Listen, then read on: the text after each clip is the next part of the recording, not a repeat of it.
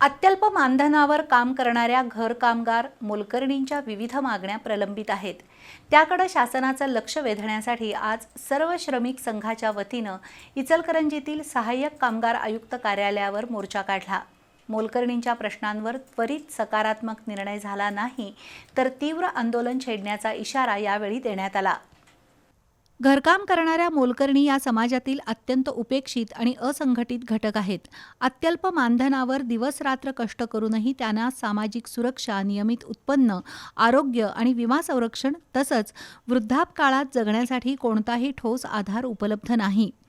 शासनाच्या विविध कल्याणकारी योजना असूनही अनेक पात्र नोंदणीकृत मोलकरणी त्यापासून वंचित असल्यानं असंतोष निर्माण झालाय. त्यामुळं मोलकरणींच्या न्याय मागण्यांसाठी आज सर्व श्रमिक संघाच्या वतीनं इचलकरंजीतील सहाय्यक कामगार आयुक्त कार्यालयावर मोर्चा काढला. जोरदार घोषणाबाजी करत मुख्य मार्गावरून या मोर्चानं कार्यालयावर धडक दिली. त्यानंतर शिष्टमंडळानं सहाय्यक कामगार आयुक्त जानकी भोईटे यांची भेट घेतली. मोलकरणींच्या कल्याणासाठी अर्थसंकल्पात स्वतंत्र 500 कोटीची तरतूद करावी, सर्व पात्र नोंदणीकृत कामगारांना विविध शासकीय योजनांचा लाभ मिळावा, प्रलंबित सन्मानधन त्वरित मिळावं, वृद्धापकाळ पेन्शन योजना आणि आरोग्य विमा सुविधा सुरू करावी, मुलामुलींसाठी शैक्षणिक शिष्यवृत्ती योजना प्रभावीपणे राबवावी, किमान वेतन निश्चित करून त्याची कठोर अंमलबजावणी करावी अशा मागण्या करण्यात आल्या.